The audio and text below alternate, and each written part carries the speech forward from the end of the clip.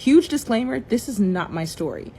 I may forget bits and pieces of the story as I go along because this all went down last summer. Basically, on Twitter, there was a nurse that was saying the amount of times I've heard a rapist confess something heinous to me while they were in hospice care, I've lost count. And other nurses took the screenshot and replying to it on nurses of TikTok and were making videos of how rapist people were on their deathbeds and were explaining how their patients were begging for forgiveness and stuff like that. Trigger warning to this story.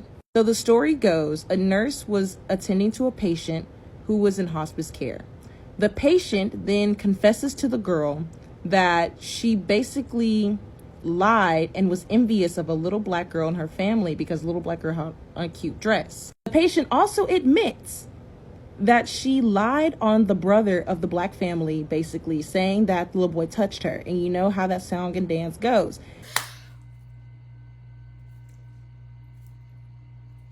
I need a minute.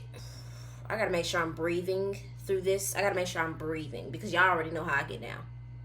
You know how I get down. She went to the community, started crying, the works and everything, and the community got worked up and went to the people's house. And so the people rolled up on the black family, burned their house to the ground, hung the little boy, chopped off his private parts as punishment, and she can still remember the flames of the house. After that, the patient tells the girl, or the nurse basically, not to leave her side because she sees a little black boy in the corner of her room staring at her. And the girl basically went, it's above me now. It's out of my control. Somebody said it was on Reddit, the deathbed confessions, and basically there were CNAs, nurses, and staff basically retelling tales of these people that were on their deathbed confessing to heinous crimes. There was one where, of course, cops were saying, you know, I pulled over people just out of spite and all that kind of stuff. But then the women's were like, they were a part of some heinous mess.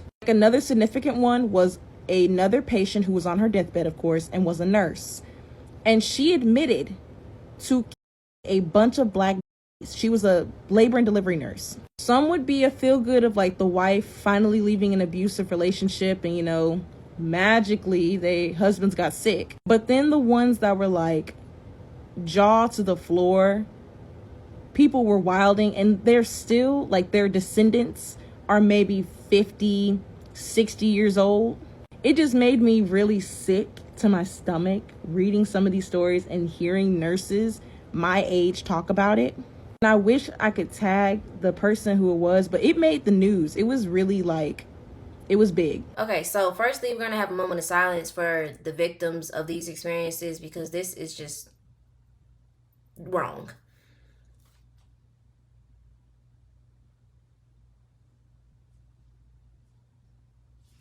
Thank you for the moment of silence. This video is just a prime reminder that energy never dies. Okay? Never dies. The things that you do, you have to answer. This older man was like 90. He was 91. And he always had this like brown burlap sack, like leather looking sack, right? And whenever I would ask him about it, he was like, oh, it was just it was like great. It was a few greats down the line, right?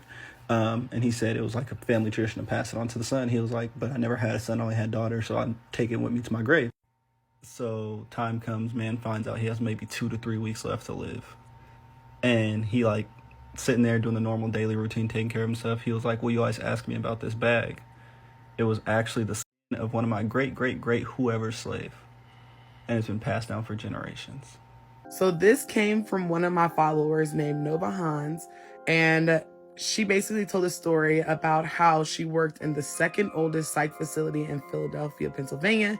And she had a patient named Betty and her roommate name was Sue. One day out of nowhere, Miss Betty said that she wanted to change rooms. Confused by this, of course, Nova was like, why would you want to change rooms? I thought you guys were friends. And Miss Betty politely corrected her and was like, we are not friends. Okay, we are associates at best. And then proceeds to tell Nova the reason why she wants to change her room is because of the black woman that's been visiting them every night at 10 p.m. like clockwork. So Nova was like, what black lady, right? And Miss Betty says, listen, it's a black woman that comes here to visit Miss Sue. She is a young woman in her 20s, dressed very nicely, except she has a noose around her neck, her eyes are missing, and her face is swollen. She also says that the night before she had a terrible nightmare. She knows what Miss Sue did to this young lady, and basically that the young lady let her know that she was coming to collect rent. Okay? And Miss Betty didn't want any parts of it. So they agreed and they moved her room. Once they got Miss Betty out of the room, the spiritual reparations commenced. Okay? I'm going to insert the video again. Hopefully you guys can hear it because I was shook. Okay? You cannot tell me that you don't pay for the shit you do in life whenever you about to be unalive.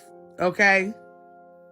I wanted to kind of do a partial video response, even though my story is in the comments. It's a lot of nuance to that story. So this is like the follow-up to that. So where I left off was that night, Miss Sue is screaming, like I said in the comments, I'm sorry, I'm sorry, I'm sorry. Now, I worked 11A to 11P. So I was there. Me and the team were there to hear her screaming, right? So we all run down to the room to see what's going on. Miss Sue in there fighting for her whole life. Like her whole life. Hands is swinging everywhere. So we kind of jump on Miss Sue to kind of stop her from screaming. And she's like, let me go, let me go. They're coming to drag me to hell. And we all jump back like, what the fresh hell is this happening right now? And we're like, what is going on? And she says, in her hysteria, still swinging at the air. She's swinging at the air. She says, and it's giving me chills because I clearly remember her saying, I'm going to hell because I killed this girl. Excuse me? Little Southern white lady? What'd you just say? She's swinging, like swinging at the air, like who, what, they, them was coming for her ass. And it was nothing we could do about it. It's literally nothing we could do. We just watched in horror. So if you could do something, would you do something about it? That's the real question, because you said that there's nothing you could do about it, but if you could do something, would you do something? Oh, okay. And then Sue let out this blood curling, like, it wasn't a wail, it wasn't a scream, it was a sound I had never heard before, and pray I never have to hear again. And then it went quiet. And she fell back in the bed. Didn't she have a massive heart attack? Sue had a massive heart attack. That young lady, that black girl came, and whoever else was involved came and got Sue ass that night. I said, you know what? I don't think I'm going to stay in sight. But I ended up staying in sight. Yeah, so that's really the end of that story. All right, y'all, bye. Y'all, this is in a psych ward. We was talking about nurses' homes, but this one was in a psych ward. Yeah, I don't know, y'all. I just ooh wee. I mean, what can you do? What can you do in that situation? There's nothing really much you can do, but just let the universe, let spirit, let the energy work for what it's gonna work with, because the things you do happens to you physically and energetically. Yeah. Wherever she went, I hope she learn. Mama Bear 1845. I do in-home hospice. The scariest thing, I'm washing the patient in the bed and he pointed behind me. I turned around and there was a black woman in all black. She was beaten and her clothes were torn. I lost it in my head, kept cleaning, looking behind me. After 3 minutes, she was gone. Came every night till he died. Ultimate Dash. Girl, I worked as a CNA. There was an elder W man, and he would talk crazy about 2 black boys sitting at his table watching him, always side-eyeing him. He did something to those boys, shaking my head. Miss T. Sweets. I'm sorry if I said it wrong, girl. When I was 14 and my granny was in hospice, I had an experience with her roommate. It was in the 80s. I'll never forget. My granny shared a room with an old white woman, and my granny kept saying, I need them to get me out of this room with her. I am sensitive and been able to see and talk to the dead, even as a small child. Well, me and my mom went to visit her.